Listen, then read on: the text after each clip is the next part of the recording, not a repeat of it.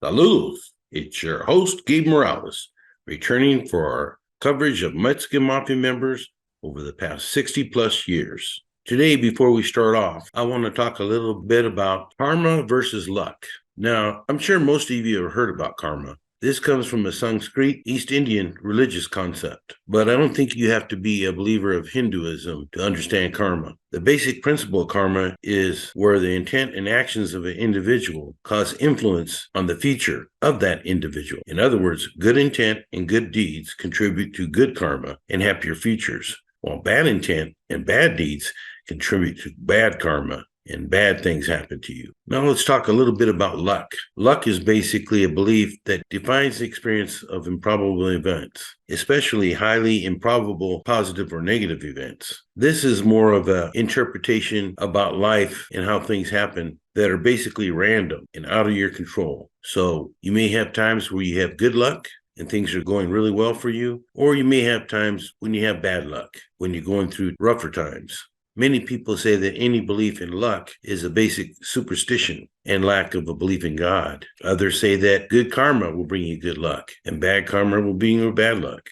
Personally, I believe that we do have some say-so in our destiny. You may have heard the saying that God helps those who help themselves. Some people seek instant gratification. So if you rob somebody, you probably are going to get some money or some property, some kind of benefit out of it. But eventually, things are going to catch up to you. You could call it God, you could call it karma, you could call it bad luck, what have you. But eventually, that rush you seek from committing robberies and victimizing others will usually come back to haunt you. It could be that that individual puts up a fight and then violence results where they're hurt or maimed badly, even killed. Next thing you know, you were just looking to get a few dollars for drugs or whatever. And next thing you know, you're doing 20, 30 years or more in prison. I just brought that up today because I'm sure many of you have already thought about it, even if you didn't want to. I do think that it helps to pray and meditate on positive thoughts and do good deeds.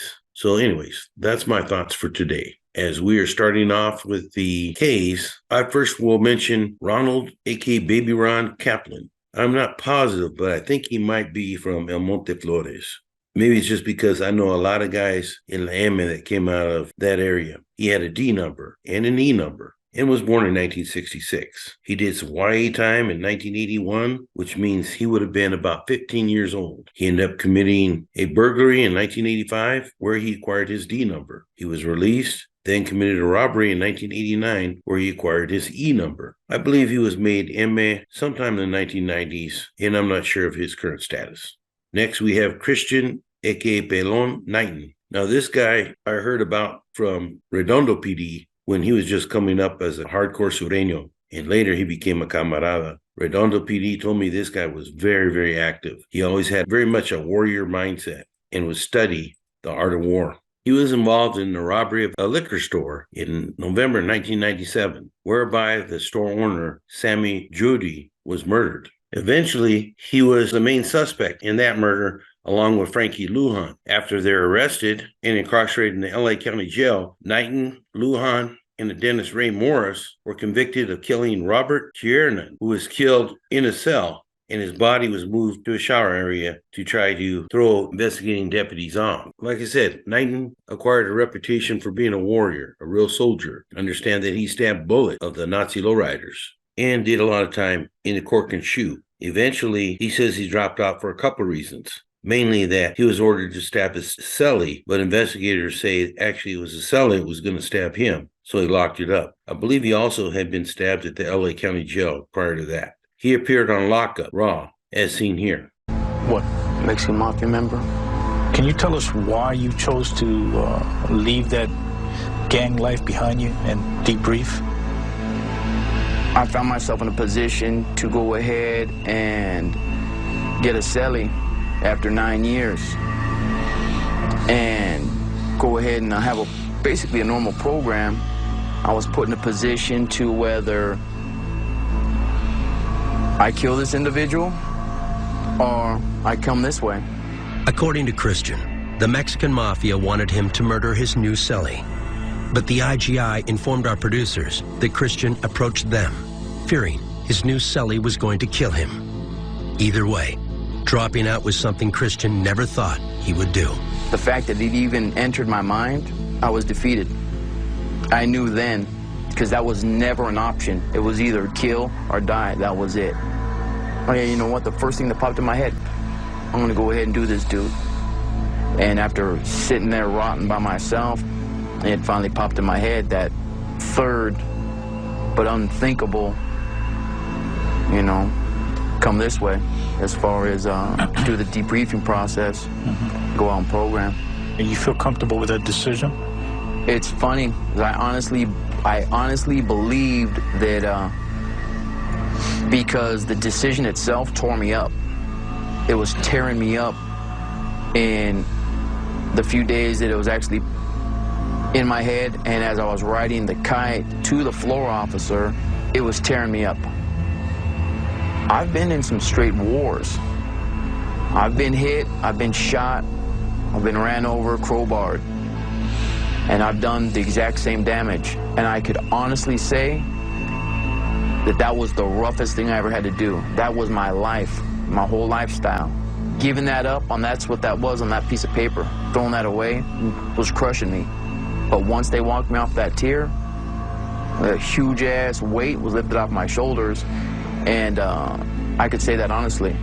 Knighton is currently housed at Salinas Valley State Prison. Stephen Casper Canori is out of L.A. I'm not sure what barrio, but he first came in with an H number, and I believe was made MA in the late 1980s. He then got out and returned in 2018 on a BF number. They finally ran out of single alphabet letters to where they started issuing 2 letters in front of the numbers. He has been housed at Corcoran Prison for at least the last few years. Hector Komiyama, I believe, is half Mexican, half Japanese. Some people may be surprised, but there's actually quite a few Asians or mixed Asian Mexicans in the MA over the years. I understand that Komiyama came out of Cuca and had an H number. He was made MA, I believe, by about 1995. Ended up doing some time at Pelican Bay SHU, then was moved to Ironwood State Prison, and most recently has been housed at Sentinel. Mike Kudo was out of San Diego. He had an A number, 86860, and was made MA by at least the mid-1960s. He was active at San Quentin in the 1970s, then got out and I understand ran a martial arts studio. Jack Mike was part of the Hawaiian Mexican Mafia faction. Yes, I mentioned before, there are some Mexican Mafia members located out of state. And here's a good example. I live in Hawaii and know for a fact there's a lot of Mexican drug cartel guys out here and occasionally some MA members and quite a few Sureños. Jack Mike also worked with Güero Tres Portillo, Tony Palacios, Roland Berry, and allegedly the late deceased Moscatores. I also understand that some of these guys worked as security for Baywatch, the TV show. So there you have it. I'm not trying to glorify him, but there's no limits to what the MA has been involved in. Gary Frenchy Lavogue, I think, might have been from Kernmata. I show he was an MA in the 1970s. Obviously, the guy was French, but I understand had some juice with the Mexicans in East LA during the 70s. Anthony Tony Lara was out of Wiedemas. He had a B number, 29360, was active in the MA in the 1970s. He may have had a much older brother or cousin, maybe even uncle, named Frank Lara. Lara is not a real rare name, but it's not a real common name either. But Frank had an A number, 24296, and would have been about 12 years older than him. There also was a Robert Bobby Lara, who also was very likely related. He had a B number, 19887, and was born in 1943, so possibly could have been the older brother of Tony. There was a Gilbert Hi-Fi Lozoya out of Compton. I believe he had a B number and was active in the MA in the 1970s. As I recall, did some time at Folsom. There was Philip No-Neck LeBlanc. I believe he was out of LA, but I just wrote LS on my notes. So sorry there if I called where he's from wrong. But I wrote down that he had a D number, 83355. And was MA in the late 1980s to early 90s. Then we have Alejandro Hondo Lechuga, who was from Hawaiian Gardens. His family owned a restaurant near there named Lechuga's, was an artisan. Hondo had an A number, 60217, and was born in 1940. He was one of the original members, but could have not been in the MA in 1957, as he did not even arrive in the Youth Authority until April 3rd, 1958. It was at that time that he did join up with his buddy, Louis Jesse, a.k.a. Güero Buff Flores, who had arrived almost a year earlier. I think I quoted in an earlier episode that they were seen here at DVI, but actually this picture was at Folsom. I understand what happened was there was a major riot at DVI on March 28, 1960, and that's when a lot of the MA guys were moved that were recruited in 58 through early 1960 to Folsom Prison. And as soon as they got to Folsom, they made their mark. The next year, in December, the MA killed 4 individuals at Folsom Prison. Not only did the Lechuga family own that restaurant, they were highly involved in narcotics. And Hondo escaped from Soledad in 1968 and hightailed it from Mexico, whereby he hid out for many years and operated a business there in Juarez, whereby several Mexican Mafia members are said to have visited him. He appeared on a hit list in 2009.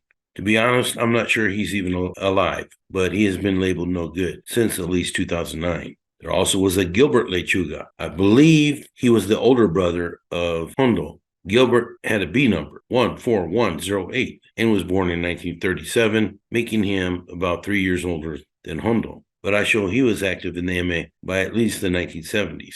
And then we have the well-known Raul Güero Sherm, a.k.a. Frio Leon. He was from Shelltown and acquired a C number, 64633. He first hit CDC in 1983 and quickly became high profile. Usually Mexican Mafia members will deny its very existence, but Güero Sherm seems to have thrived on the notoriety of his prison gang status, given his huge ego, and had no problems bragging to authorities about some of his exploits. I know one cop who dealt with Leon extensively and asked him to pray for his sins while he was on trial. Leon told him that if God let him off the case that he was standing trial for, then he would reform himself and leave his life of crime.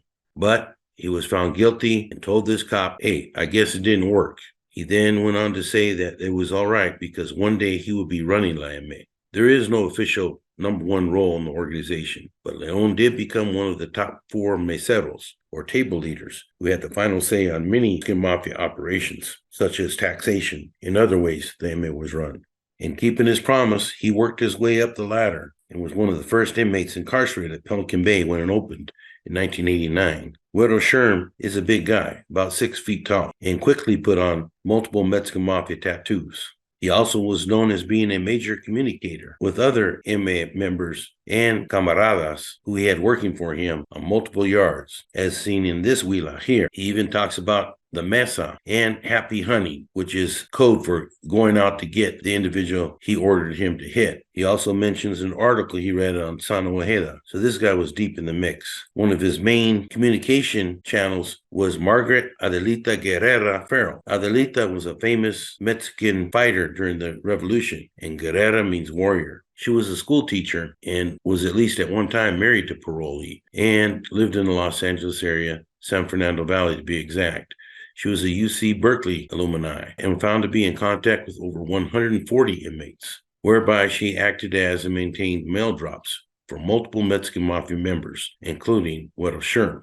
Güero Sherm was moved to Ironwood State Prison in 2001. He then was charged with racketeering and initially placed at Victorville around 2006. In 2007, he was sentenced on more RICO counts, including murder, attempted murder, conspiracy to import and distribute controlled substances, and other charges. He was warned by his carnales several times about stepping on toes, which I'm sure only paused him for a minute, knowing his personality. He did assist in organizing the hit on Negro Villalba after Negro slapped Rube Soto, which basically was the end of Negro's career. Leon was later moved to the ADX and has been housed there for over 10 years now. My understanding is he's supposed to be on no contact with any other inmates, but knowing Güero Sherm, I'm sure he's figured out ways to bypass that. Then we have Hernan Güero Leprowski. I remember this guy in the Violence Control Unit of New Folsom in 1991. He was from the San Fernando Valley and first had a D number after he was found guilty of alien smuggling. He was then shipped off to Pelican Bay 1986 through 87 and then paroled in 1988. He then came back on an attempted murder case in 1989, whereby he was housed at Richard J. Donovan. He then moved to the California Training Facility at Soledad and then landed there in the VCU, as I stated previously. I believe he paroled in 1992, but he also did some federal time and was released from the BOP in May 2006. Next, we have Michael, a.k.a. Big Mike, a.k.a. Pomona Mike Lerma, who's from Pomona 12th Street. I'm extremely aware of this individual as my wife's family is from Pomona and actually lived for decades right in between Pomona 12th Street and Cherryville territory. Mike had a C number, 38374. It was very involved in Mexican Mafia activities. He was made M in the 1980s and was very active at Pelican Bay, controlling a lot of gangs in the greater Pomona area. He stood in Tupi Hernandez's wedding while he was out and celled up with Cuati Grajeda from La Rana, who was arch rivals with Tupi. So I'm sure that put Big Mike in a bad spot. He was also involved in the war against Frankie B, whereby he and Daryl Castrione basically okayed a hit to have Frankie B taken out at Characters nightclub. He was moved to Kern Valley in 2016. He then was charged in a federal case and held at the Metropolitan Detention Center in Los Angeles, whereby he was charged with ordering the death of an individual named Steve Bencom in June 2020, which was committed by Sureño members loyal to Big Mike. He is still held at Los Angeles MDC on multiple cases and is still considered a shot caller there.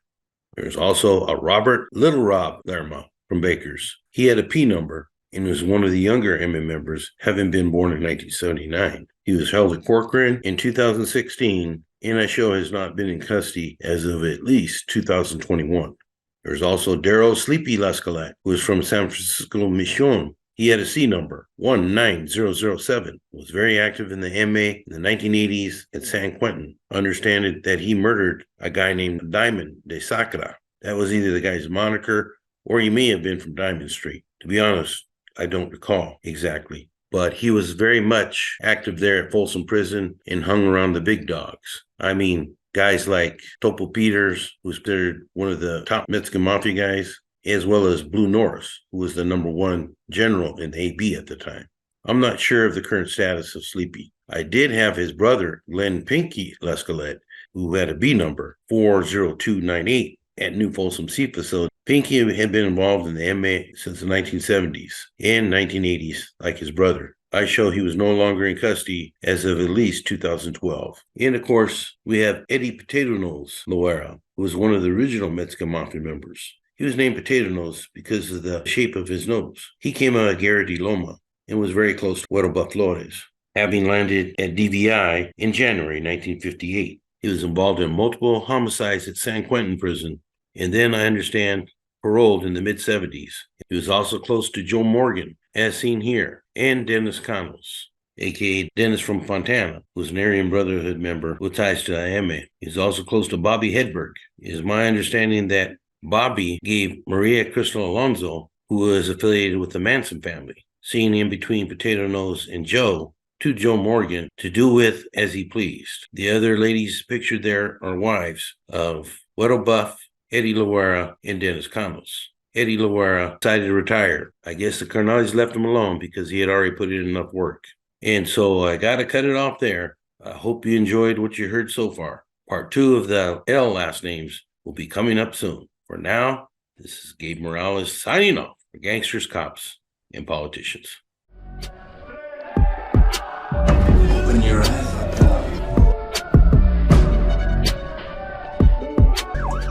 I like to think kind of